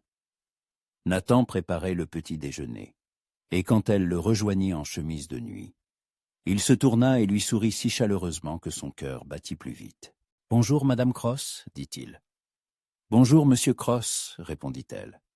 Et ces mots familiers avaient maintenant un sens tout nouveau. Il s'approcha d'elle et l'embrassa, légèrement, tendrement, comme un mari embrasse sa femme après une nuit d'amour. « As-tu bien dormi ?»« Merveilleusement bien. Et vous ?»« Mieux que ces 5 dernières années. » Au petit déjeuner, ils parlèrent de leurs projets pour la journée, des chevaux, de l'hiver à venir. Des conversations conjugales ordinaires. Mais maintenant, il y avait entre eux une nouvelle intimité, une nouvelle compréhension. « Nathan, » dit Emma quand ils eurent fini de manger, « puis-je vous poser une question sur Sarah ?» Il se tendit, mais ne se détourna pas. « Que veux-tu savoir ? Comment est-elle morte ?» Une longue pause. Puis il parla, regardant par la fenêtre. « Il y a eu une fusillade. Le gang a fait irruption dans la banque, et Sarah s'y trouvait justement. Elle déposait de l'argent pour la maison que nous allions acheter après notre mariage. Quand les tirs ont commencé, elle a essayé de se cacher. Mais une balle. Elle est morte dans mes bras. » Emma tendit la main par-dessus la table et prit la sienne. « Je suis vraiment désolé. Pendant longtemps, je me suis blâmé. Je pensais que si j'avais agi plus vite, tiré plus précisément. Mais maintenant, je comprends que certaines choses arrivent, tout simplement, et que la vie donne une seconde chance à ceux qui sont prêts à la saisir. Et vous êtes prêts ? Avec toi, oui. » Emma se leva, fit le tour de la table et s'assit sur ses genoux. Elle l'enlaça par le cou, enfouissant son visage dans son épaule. « Je suis prête aussi, » murmura-t-elle, « à une nouvelle vie, à l'amour, à être heureuse. »« Alors, soyons heureux, » dit-il en la serrant plus fort, « ensemble. » Et dans ces simples mots, il y avait la promesse d'un avenir qu'ils construiraient à deux. Non par calcul ou par commodité, mais par un amour qui avait fleuri de manière inattendue entre 2 cœurs solitaires au fin fond du Texas. 3 mois passèrent comme dans un rêve merveilleux. Emma ne se reconnaissait plus. La femme qui la regardait dans le miroir chaque matin rayonnait de bonheur. Ses cheveux blonds étaient devenus plus épais et plus brillants. Ses yeux bleus pétillaient, et ses jouets avaient pris des couleurs grâce à l'air de la montagne et à l'amour de son mari. Oui, son mari. Elle pouvait maintenant prononcer ce mot sans amertume. Nathan n'était plus simplement l'homme qu'il avait acheté pour $300. Il était devenu son compagnon, son protecteur, son amant. Tout ce dont elle avait rêvé, mais n'osait pas rêver.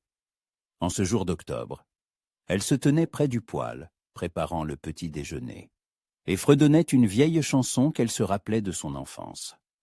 Dehors, il pleuvait, tambourinant sur le toit et les fenêtres, créant une atmosphère chaleureuse dans la maison.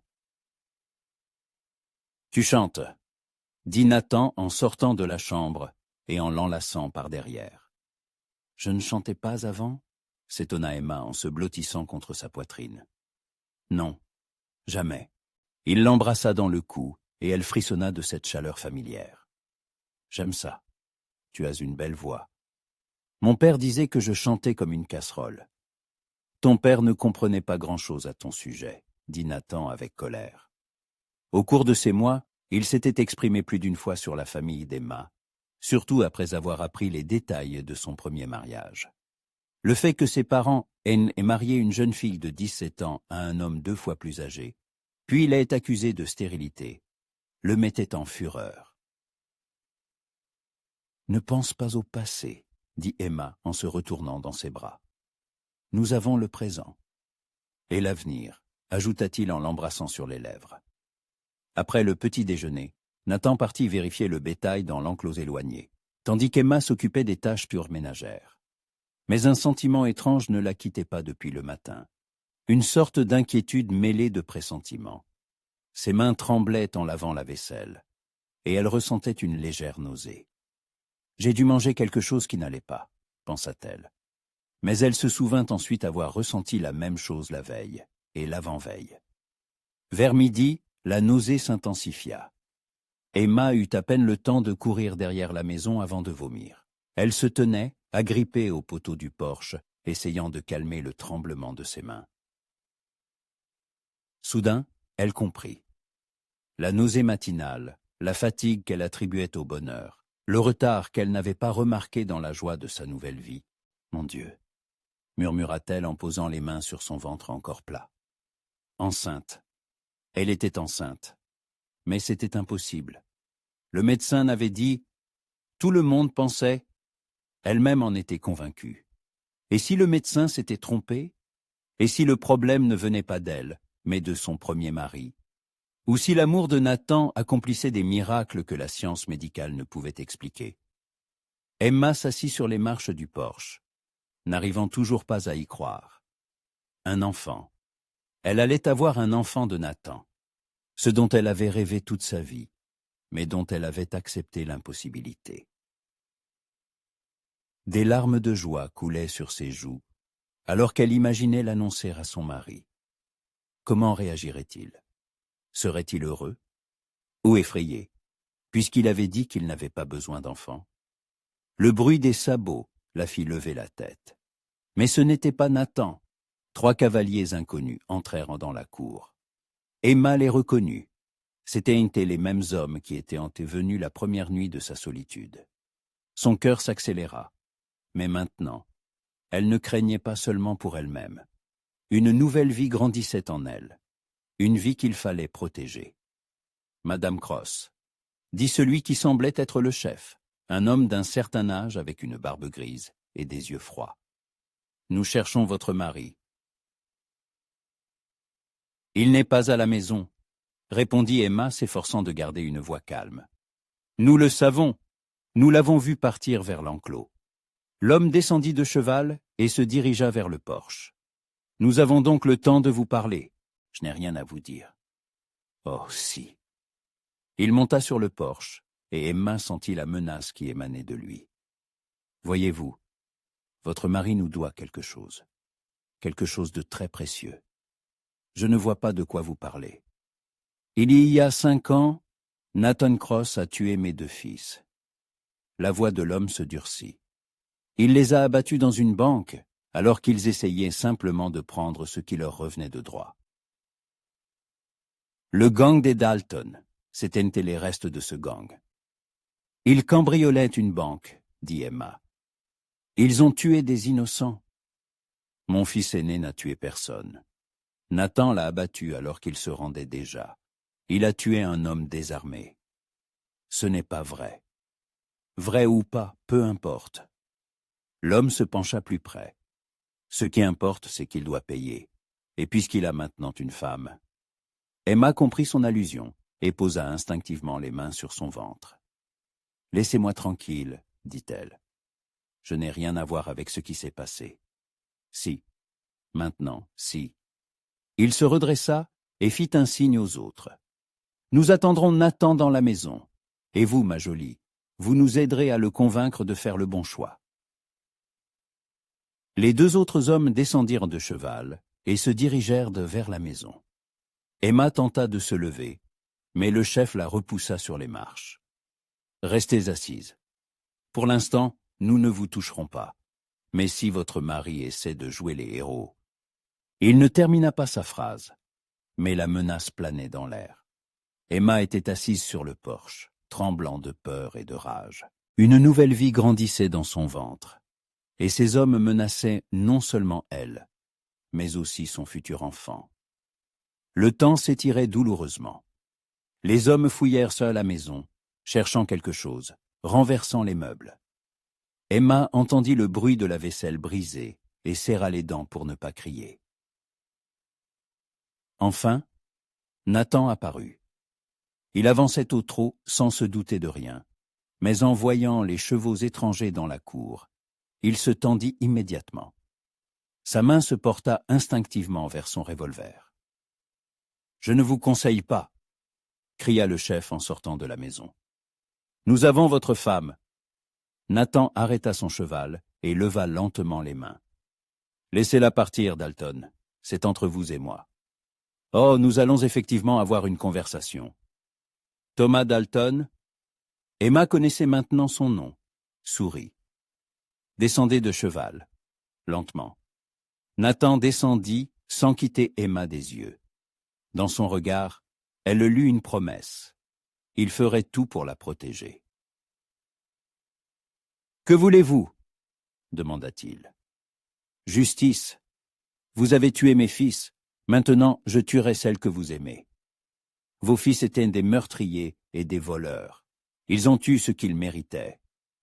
Mes fils étaient tout ce qui me restait après la guerre, rugit Dalton. Et vous me les avez pris. Et maintenant, vous voulez me prendre ma femme? Cela ne vous apportera pas la paix. Non, mais ça m'apportera de la satisfaction. Les deux autres bandits sortirent de la maison, des fusils à la main. Nathan était en infériorité numérique, mais Emma savait qu'il ne se rendrait pas sans combattre.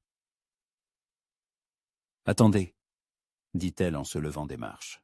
« J'ai une nouvelle qui pourrait changer vos plans. » « Emma, non, » la prévint Nathan, mais elle avait déjà pris sa décision. « Je suis enceinte, » dit-elle d'une voix forte. « En me tuant, vous tuerez un enfant innocent. » Un silence s'installa. Nathan la regardait avec stupéfaction, et Dalton fronça les sourcils. « Enceinte » demanda-t-il. « Mais j'ai entendu dire que vous étiez stérile. C'est pour ça qu'on vous a vendu. »« Le médecin s'est trompé, » dit Emma. « Ou l'amour fait des miracles. » Nathan fit un pas vers elle, et dans ses yeux, elle vit de la joie mêlée de peur pour elle et leur futur enfant. « C'est vrai ?» demanda-t-il d'une voix rauque. « Oui, » acquiesça-t-elle. « Je voulais vous le dire ce soir. » Dalton passait son regard de l'un à l'autre. « C'est touchant, » dit-il enfin. « Mais ça ne change rien, c'est peut-être même mieux. Cross perdra 2 personnes d'un coup. »« Non !» cria Nathan en se jetant en avant. Tout se passa très vite. Nathan dégaina son revolver. L'un des bandits tira, mais manqua sa cible. Emma se précipita vers la maison, protégeant instinctivement son ventre avec ses mains. Les coups de feu retentirent dans la cour. Emma entendit des cris, des jurons, des bruits de lutte. Elle se cacha derrière un tonneau d'eau et pria pour que Nathan reste en vie. Puis, le silence se fit. « Emma !» appela la voix de Nathan. « C'est fini. » Elle jeta un coup d'œil.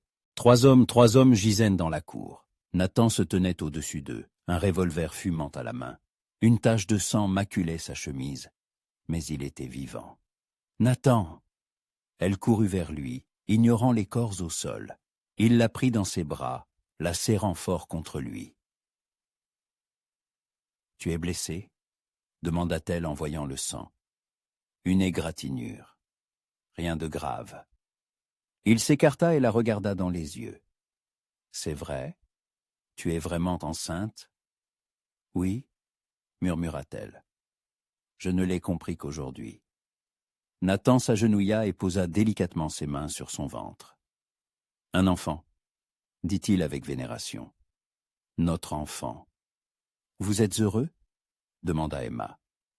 Je sais que vous disiez ne pas vouloir d'enfant. Heureux? Il se releva et l'embrassa avec une telle tendresse que ses jambes se dérobèrent. Je suis heureux, incroyablement heureux. Mais le médecin disait... Le médecin s'est trompé. Nathan la serra contre lui. Où tu as raison, l'amour fait vraiment des miracles. Ils restèrent un temps lassés au milieu de la cour, là où leur destin venait de se jouer.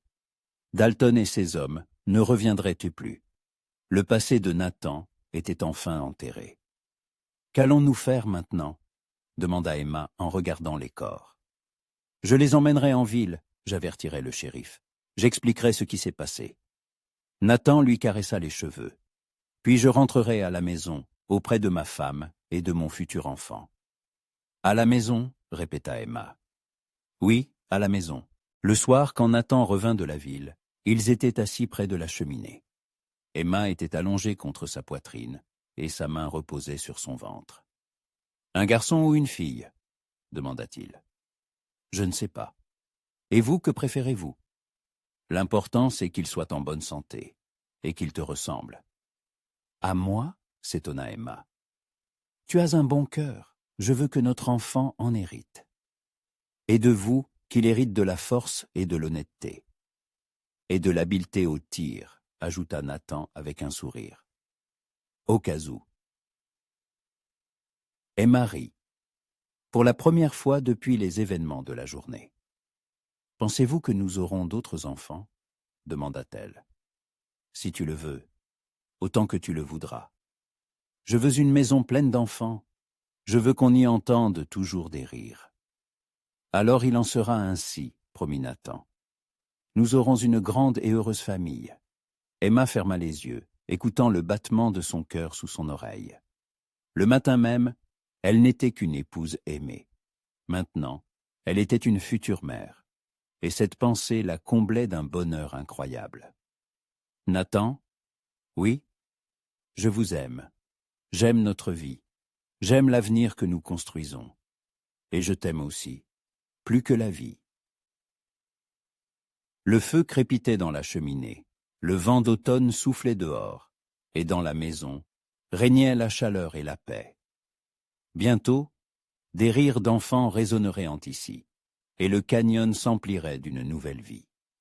Emma, autrefois vendue comme un objet inutile, était maintenant la femme la plus riche du monde. Elle avait l'amour, un foyer et bientôt un enfant. Tout ce dont elle avait toujours rêvé. Med apporta au canyon une explosion de couleurs et de parfums. Les fleurs sauvages tapissaient les flancs des collines, et l'air était imprégné de l'odeur des pommiers en fleurs que Nathan avait plantés l'automne précédent. Emma se tenait sur le porche, une main soutenant son ventre arrondi, l'autre protégeant ses yeux du soleil éclatant, et observait son mari travailler dans l'enclos avec de jeunes poulains. Le 8e mois de grossesse n'était pas facile. Elle avait mal au dos, les jambes enflées. Et la nuit, le bébé donnait des coups si vigoureux que le sommeil venait par intermittence. Mais chaque jour apportait une nouvelle joie. Le premier mouvement qu'elle avait senti en hiver, le moment où Nathan avait pour la première fois senti un coup sous sa paume, la surprise du médecin de la ville voisine qui avait confirmé que tout allait bien pour le bébé et que l'accouchement devrait bien se passer. « Madame Cross !» cria une voix familière. Emma se retourna et vit une charrette approcher. Mary McBride tenait les rênes, et à côté d'elle se trouvait une jeune femme aux cheveux sombres qu'Emma voyait pour la première fois. « Mary ?» se réjouit Emma en descendant prudemment du porche. « Quelle surprise !»« Je t'ai amené une aide », annonça Mary en sautant de la charrette avec l'aisance d'une femme habituée au travail physique. « Fais connaissance avec Anna Wilson. C'est une sage-femme, elle vient d'arriver de San Francisco. » La jeune femme, qui avait une trentaine d'années, sourit et tendit la main. « Enchantée, Madame Cross. Mary m'a parlé de votre situation. Je suis venue en avance pour aider à l'accouchement et pendant les premières semaines avec le bébé. »« Mais je n'ai pas demandé, c'est-à-dire, nous n'avions pas convenu. » balbutia Emma, décontenancée. « C'est mon cadeau, dit Mary en la prenant par les épaules. Un premier accouchement, c'est une affaire sérieuse, surtout ici, loin de la ville. Anna restera avec vous 1 mois, et on verra ensuite. » Nathan, entendant les voix, s'approcha, s'essuyant les mains sur son pantalon de travail. Ses cheveux blonds étaient assombris par la sueur, et sa chemise collait à son large dos. Au cours de ces mois, il était devenu encore plus attentionné envers Emma, ne s'absentant que rarement et s'inquiétant constamment de son bien-être. « Mary, bienvenue, » dit-il en serrant la main de sa voisine. « Et vous, mademoiselle ?» Madame Wilson, le corrigea la sage-femme. « Je suis veuve. Et très heureuse de vous rencontrer, monsieur Cross. Mary m'a beaucoup parlé de votre famille. Anna va nous aider pour l'accouchement, » expliqua Emma à son mari. Nathan hocha la tête avec un soulagement évident. Emma savait qu'il craignait secrètement l'accouchement à venir. Il avait peur de la perdre, comme il avait autrefois perdu Sarah. Bien que les circonstances fussent complètement différentes, la peur de la perte vivait toujours dans son cœur. « Merci, » dit-il à Mary. « C'est très généreux de votre part. »« Allons donc, » fit-elle d'un geste de la main. « Nous sommes voisins, et les voisins doivent s'entraider. » Ils conduisirent la sage-femme à l'intérieur, lui montrèrent la chambre que Nathan avait préparée pour elle à côté de celle de l'enfant. Emma montra avec fierté le berceau que son mari avait fabriqué de ses propres mains en chêne, et les petits vêtements qu'elle avait cousus pendant les longues soirées d'hiver. « Tout est prêt pour l'arrivée du bébé ?» dit Anna d'un ton approbateur. « Vous êtes des parents attentionnés. » Au dîner, la sage-femme parla d'elle. Elle avait fait ses études à New York, travaillé dans un hôpital pendant la guerre, et après la mort de son mari, avait décidé de partir vers l'Ouest pour aider les femmes dans les colonies isolées. « Beaucoup de femmes ici accouchent sans aucune aide, » disait-elle. « Je veux changer cela, apprendre aux maris et aux parentes à fournir une assistance adéquate. »« Est-ce dangereux d'accoucher à mon âge ?» demanda Emma. « J'ai déjà 24 ans, » Anna sourit. « C'est un âge merveilleux pour la maternité. Vous êtes en bonne santé, l'enfant se développe normalement, tout ira bien. » Nathan prit la main d'Emma sous la table, et elle sentit la tension quitter son corps. Le lendemain, les contractions commencèrent. Emma se réveilla à l'aube, une douleur lancinante dans le bas-ventre. Au début, elle pensa que c'étaient les malaises habituels des dernières semaines, mais la douleur revint une demi-heure plus tard, puis encore. « Nathan » appela-t-elle doucement. Il se réveilla instantanément. Ces dernières semaines, son sommeil était devenu très léger. Qu'y a-t-il ? Je crois que ça a commencé. Nathan sauta du lit et, 1 minute plus tard, frappait à la porte d'Anna. La sage-femme apparut rapidement, entièrement vêtue. De toute évidence, elle attendait aussi ce moment. « Montrez-moi comment respirer » demanda Emma, alors qu'une nouvelle contraction parcourait son corps. Anna s'assit à côté d'elle sur le lit et guida doucement sa respiration, lui montrant comment se détendre entre les douleurs. Nathan faisait les 100 pas dans la chambre, ne sachant manifestement pas quoi faire. « Monsieur Cross, » dit Anna calmement, « faites bouillir de l'eau, préparez des draps et des serviettes propres, et calmez-vous. Tout se passe comme il faut. L'accouchement dura toute la journée. » Emma s'agrippait à la main de son mari lorsque la douleur devenait insupportable, et entre les contractions, il parlait de l'avenir, du nom qu'il donnerait à l'enfant, du cheval qu'il lui offrirait pour son anniversaire. « Je veux que notre fils vous ressemble, » murmura Emma pendant une courte accalmie. « Et si c'est une fille ? Alors qu'elle soit intelligente et forte, comme vous m'avez appris à l'être. » Vers le soir, les contractions s'intensifièrent. Anna demanda à Nathan de sortir de la chambre, mais Emma serra fort sa main. « Ne partez pas, » demanda-t-elle. « Je veux que vous soyez là. »« Ce n'est pas la coutume, » commença la sage-femme. « Peu m'importe la coutume, » dit Emma entre ses dents serrées. « C'est notre enfant, et je veux que son père soit présent à sa naissance. » Nathan resta. Il lui tenait la main, lui caressait les cheveux, lui murmurait des mots d'encouragement quand il semblait que la douleur allait la déchirer. Et voilà que lorsque les derniers rayons du soleil illuminèrent la pièce d'une lumière dorée, le premier cri du nouveau-né retentit. « Une fille !» annonça Anna en soulevant le petit paquet. « Une belle petite fille en pleine santé !» Emma pleura de bonheur, tandis que Nathan restait figé, regardant sa fille avec une expression qui semblait ne pas croire à ce qui se passait. « Voulez-vous la tenir ?» demanda la sage-femme, enveloppant le bébé dans une douce couverture. Nathan prit délicatement sa fille dans ses bras, et Emma vit ses yeux se remplir de larmes. « Elle est si petite, » murmura-t-il, « et si belle. »« Comment allons-nous l'appeler ?» demanda Emma. Nathan regarda longuement l'enfant, puis tourna son regard vers sa femme. « Hope, » dit-il doucement. « Espoir. Elle a apporté l'espoir dans notre vie. »« Hope Cross » répéta Emma. « Oui, c'est un nom magnifique. » Les premières semaines avec le bébé furent à la fois heureuses et difficiles. Hope se révéla être un nourrisson calme, mais elle exigeait une attention constante. Emma l'allaitait, et chaque fois que sa fille s'endormait dans ses bras, elle n'en revenait pas de son bonheur. « Vous souvenez-vous de ce que le médecin disait ?» dit-elle à Nathan un soir, alors qu'ils étaient assis près de la cheminée, avec le bébé entre eux. « Que j'étais stérile. »« Les médecins aussi se trompent, » répondit-il en caressant délicatement la petite main de sa fille. « Ou peut-être avais-tu simplement besoin du bonhomme. »« J'avais besoin de vous, » dit Emma.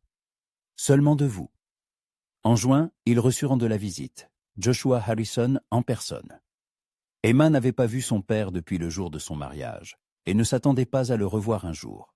Il avait l'air vieilli, amaigri. En descendant de cheval, il regarda longuement la maison, le jardin fleuri, le visage épanoui de sa fille avec un bébé dans les bras. « Bonjour papa, » dit Emma calmement. Amy, il fit un pas hésitant vers elle. « Tu as l'air heureuse. »« Je suis heureuse. »« Et tu as un enfant. » Sa voix était pleine de surprise. « Mais le médecin disait... » « Le médecin s'est trompé. » Nathan sortit de la maison, et Emma sentit sa présence protectrice à ses côtés. « Monsieur Harrison, » le salua-t-il poliment. « Monsieur Cross. » Joshua ôta son chapeau. « Je suis venu... Je voulais m'excuser. »« Pourquoi exactement ?» demanda Nathan, et sa voix était d'acier. « Pour avoir vendu ma fille. Pour l'avoir traitée comme une marchandise défectueuse. Pour ne pas l'avoir protégée dans son premier mariage. » Emma changea Hope de bras. « Papa, c'est du passé. »« Non, ce n'est pas du passé. J'ai passé tout l'hiver à penser à ce que j'ai fait, à ce que signifie vendre son propre enfant. » Il regarda sa petite fille. « Comment s'appelle-t-elle ?»« Hope. Espoir. »« Hope, » répéta-t-il. « Puis-je la tenir ?» Emma hésita, mais Nathan lui fit un léger signe de tête. Elle passa délicatement sa fille à son grand-père. Joshua prit le bébé maladroitement, mais avec tendresse. Hope ouvrit de grands yeux bleus, exactement comme ceux de sa mère, et le regarda sérieusement. « Elle te ressemble à cet âge, » dit-il à Emma. « Aussi belle. »« Que voulez-vous, monsieur Harrison ?» demanda Nathan directement.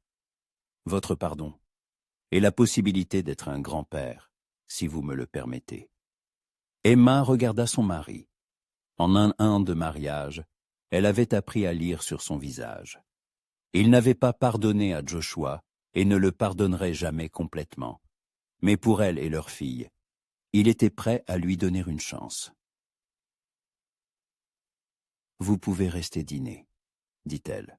« Mais cela ne signifie pas que tout est oublié. »« Je comprends. Merci. » Au dîner, Joshua raconta que la mère d'Emma était morte pendant l'hiver, paisiblement, dans son sommeil, que la ferme dépérissait et qu'il se sentait comme un vieil homme seul qui avait commis beaucoup d'erreurs. « Je veux racheter au moins certaines d'entre elles, dit-il. Je veux être un bon grand-père pour Hope. »« Cela dépend de vous, » répondit Emma. « Un grand-père doit mériter l'amour de sa petite fille. Je le mériterai, je le jure. » Il repartit le lendemain, mais promit de revenir dans un mois. Et il tint sa promesse. et la suivante aussi. Peu à peu, leurs relations commencèrent à s'améliorer.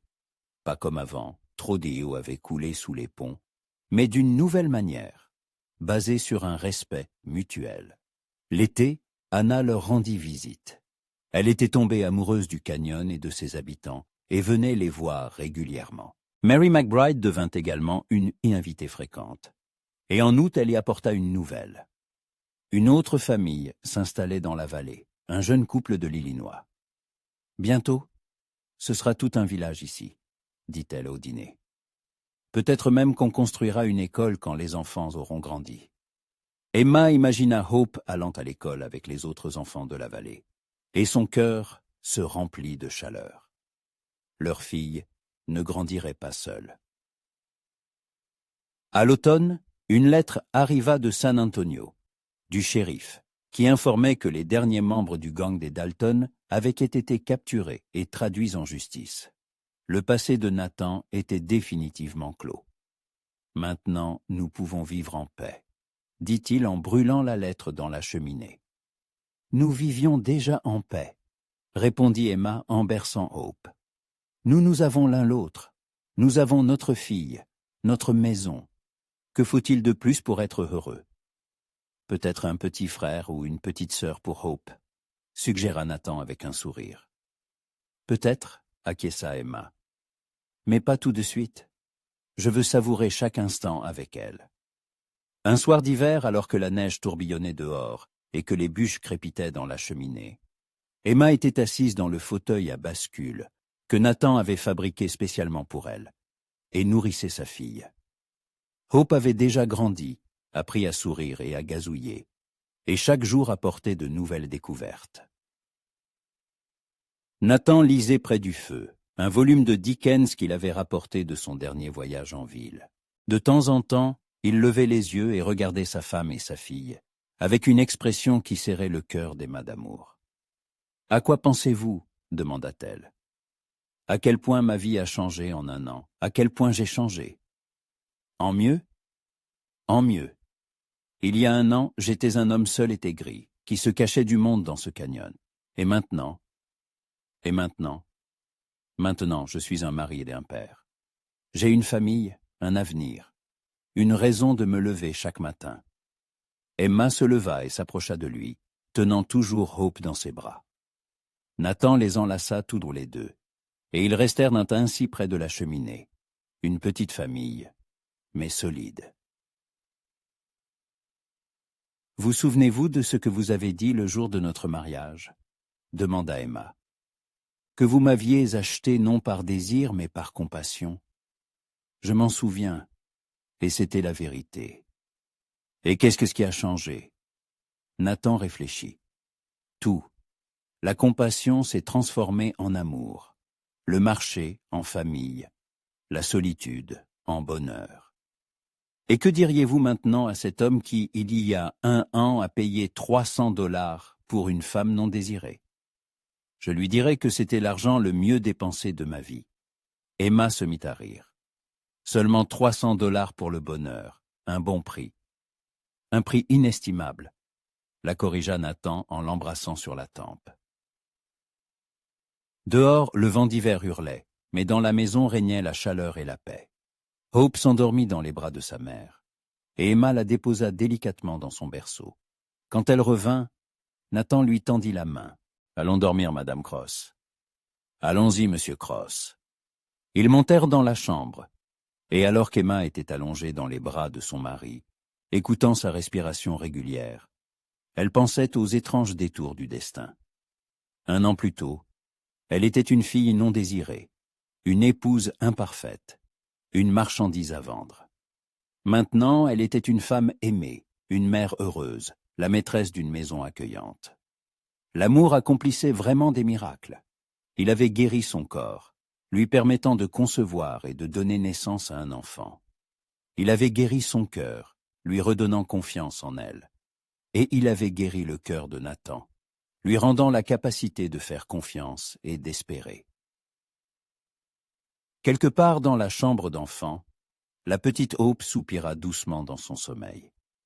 L'incarnation vivante de leur amour et de leur espoir en l'avenir. Et dehors, au-dessus du canyon, brillaient les étoiles, ces mêmes étoiles sous lesquelles Emma s'était endormie 1 an plus tôt, la première nuit de son véritable mariage. La boucle était bouclée, du désespoir à l'espoir, de la solitude à l'amour, du vide à la plénitude de la vie. Et ce n'était que le début de leur histoire. 5 ans plus tard, Emma se tenait sur le porche, observant Hope, 5 ans, courir après les poussins dans la cour, tandis que son fils de 3 ans, James, essayait d'attraper un papillon. Les jumeaux, Thomas et Helen, dormaient dans leur poussette à l'ombre du pommier. Le canyon avait changé.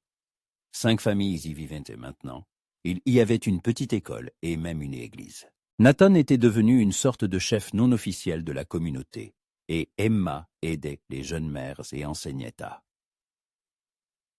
l'école. « Maman !» cria Hope en courant vers le porche. « Papa a dit que ce soir, il nous raconterait l'histoire de votre rencontre. » « Quelle histoire ?» sourit Emma en rajustant les cheveux blonds de sa fille. « Celle de la princesse vendue par ses méchants parents et du bon prince qui l'a sauvée. » Emma se mit à rire. Avec le temps, leur rencontre s'était en effet transformée en conte de fées, tel que Nathan le racontait à ses enfants. Et que s'est-il passé ensuite ? Ensuite, ils sont tombés amoureux et ont vécu heureux pour toujours, annonça joyeusement Hope. Et ils ont eu beaucoup d'enfants, acquiesça Emma en regardant ses 4 petits. Nathan s'approcha d'eux, poussiéreux après son travail dans l'enclos. Il avait vieilli au fil des ans. Ses tempes avaient complètement grisonné, et des rides, creusées par le soleil et le rire, entouraient ses yeux. Mais il était toujours cet homme fort et fiable, qui l'avait autrefois sauvé d'un sort. Misérable. « De quoi parlez-vous » demanda-t-il en embrassant Emma sur la joue. « Hope veut entendre notre histoire. »« Encore » soupira faussement Nathan. « Bon, d'accord. Mais d'abord, lavez-vous les mains et rassemblez-vous tous dans le salon. » Le soir, quand les plus jeunes furent endormis et que les aînés s'installèrent confortablement près de la cheminée, Nathan commença son récit. Il était une fois une belle princesse aux cheveux couleur de soleil. Emma écoutait l'histoire familière et pensait que les contes de fées devenaient parfois réalité. Il suffisait de croire au miracle et de ne pas avoir peur d'aimer. Et l'amour, elle l'avait compris depuis longtemps, accomplissait vraiment des miracles.